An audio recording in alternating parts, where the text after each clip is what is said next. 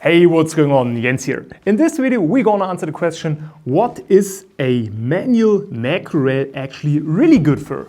Is this something which might be interesting for you and your macro photography, or is it just a waste of money? Let's find out.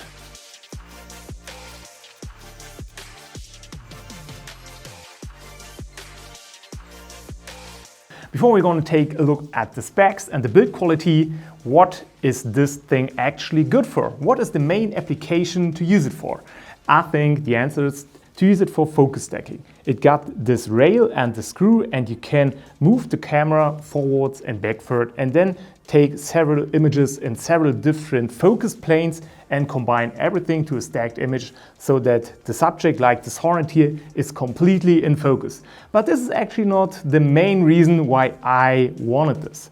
The main reason is because I want to shoot at high magnification macro, and then it is extremely difficult to focus, especially when you're using a tripod and the focus plane is like 0.1 millimeter. But let's take a look on how this is working for focus stacking. As a first test, we're going to do a stack of this hornet here. The depth of this hornet is about 1 centimeter, so we need to move the camera about 1 centimeter on this slider. When we're going to do a rotation of 360 degrees, the slider will move 1.25 millimeter. So we need about 8 rotation on the screw here to get the whole hornet into focus. And because it shall not be too easy, I'm going to add the Raynox DCR to 50.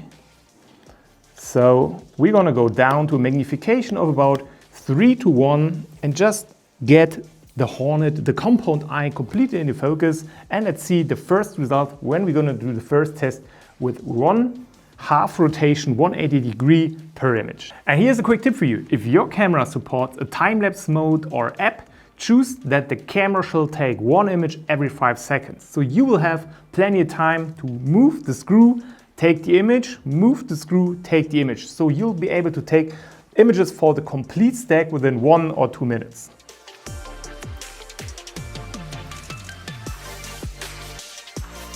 As I've used an aperture of 5.6, the field of depth with this setup was extremely small.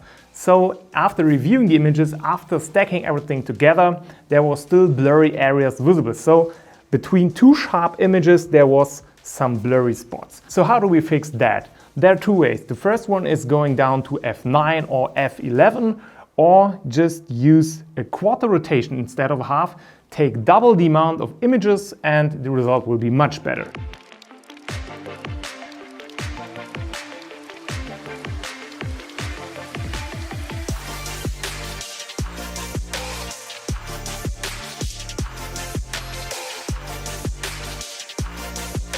Another reason why this macro rail was actually pretty interesting for me was that I thought I could use it for micro B-roll. So actually taking video footage with a setup like this, maybe an insect or some flower in front of the lens, and then moving the slider with the rail, but it is really pretty hard.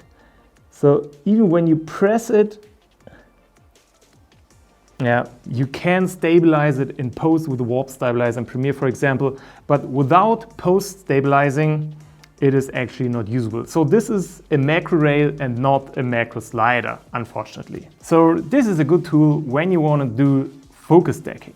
I have done this in the past with this rail here, but the quality of this rail is just garbage. It's made from plastic, it wobbles, it's not stable at all, and it was not really possible to do a clean stack with that tool. So I'm pretty happy that I now got the macro rail of Nisi here. But the main application, what I'm looking forward to use it with this macro rail, is actually taking images of snowflakes. Maybe you've seen my videos about snowflake photography from the last winter, and it was actually pretty hard because I took images at a magnification of 5:1.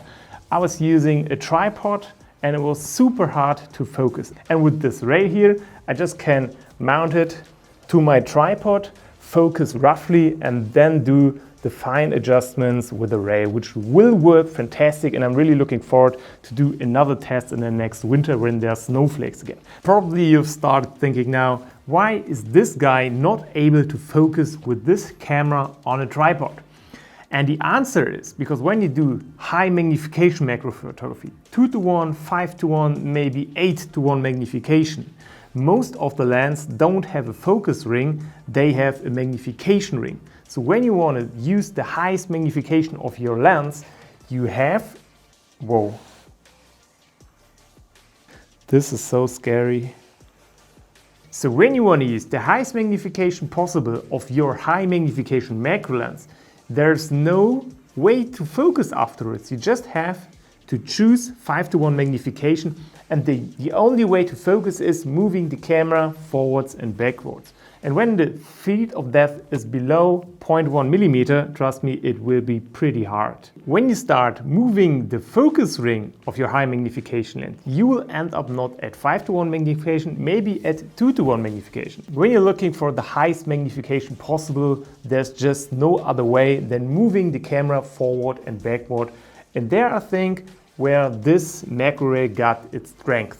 The range of the slider is about 11 centimeter, which is totally enough when we think of the Hornet, where we just needed to move the camera around 1 centimeter. It works great on a table. It can be attached to a tripod, which is definitely a plus, especially when you think of using it for focusing. To move the camera, you can use this crank here. Maybe it just needs a little bit of oil, or you can use it this way, or there we have this thumb screw. It works. It's okay, nice build quality, nothing to complain about. So when you think of going deep into high magnification macro photography, this is actually a pretty cool tool, especially when you think of doing also focus stacking. I hope you enjoyed my review. Thanks for watching, have a good day, and hopefully see you in the next.